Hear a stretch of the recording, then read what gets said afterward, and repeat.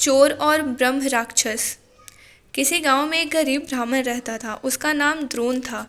दान से ही उसकी आजीविका चलती थी। एक बार किसी यजमान ने उसे दान में 2 बछड़े दे दिए। ब्राह्मण बड़े जतन से खिला पिलाकर उन बछड़ों का पालन करने लगा। कुछ ही समय में बछड़े खूब तंदुरुस्त होकर पूरी कदकाठी के बैल तैयार हो गए। तब एक चोर की नज़र द्रोण के इन बछड़ों पर पड़ी। वह ललचा उठा और एक रात रस्सी लेकर बैलों को चुराने के लिए द्रोण के घर चल पड़ा। रास्ते में एक भयानक व्यक्ति दिखाई दिया। नुकीले दांत, ऊंची नाक, लाल लाल आंखों वाला, सिर पर अंगारे जैसे लाल लाल बालों वाला दैत्याकार शरीर था उसका। उसको देखकर चोर बहुत आतंकित हो उठा। उसने पूछा, आप कौन हैं? उस व्यक्ति ने गरज कर कहा, मैं ब्रह्म राक्षस हूँ, मेरा नाम सत्यवचन है। फिर उसने चोर से उसका परिचय पूछा। चोर ने अपना परिचय देते हुए बता दिया, मैं द्रोण के बछड़े चुराने जा रहा हूँ। तब ब्रह्म राक्षस ने कहा, यह तो अच्छा ही रहा। आज मैं भी ब्राह्मण द्रोण का भोजन करने की सोचकर उसी के यहाँ जा रहा हूँ। चलो, हम दोनों का कार्य एक सा ही है। ब्राह्मण द्रोण जब खा पी कर सो गया तो ब्रह्म राक्षस उसे मार कर खाने के लिए उसकी ओर बढ़ा। लेकिन चोर ने उसे रोकते हुए कहा, पहले मैं बछड़ों को बांध कर ले आऊं, तब तुम ब्राह्मण को खा लेना।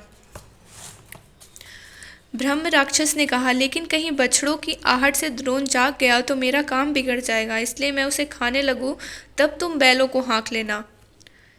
चोर ने कहा, तुम्हारे खाने के पहले ही अगर कोई गड़बड़ हो गई तो मैं बछड़ों को नहीं चुरा पाऊंगा। इस प्रकार दोनों में विवाद शुरू हो गया। वे दोनों जोर जोर से बोलने लगे, पहले मैं, नहीं पहले मैं। कोलाहल सुनकर ब्राह्मण जाग कर उठ बैठा। उसे बैठा देखते ही चोर चिल्लाकर बोला, ब्राह्मण, यह राक्षस तुझे खाना चाहता है। ब्रह्म राक्षस ने भी कह दिया, और यह चोर तुम्हारे बैल चुराने आया है। ब्राह्मण सतर्क हो गया। पहले उसने अपने इष्ट देवता का ध्यान किया और मंत्र पढ़कर ब्रह्म राक्षस से अपनी रक्षा कर ली। फिर डंडा संभाला और चोर को मार मार कर भगा दिया। इस प्रकार कभी कभी परस्पर द्वेष करने वाले शत्रु भी मित्र बन जाते हैं।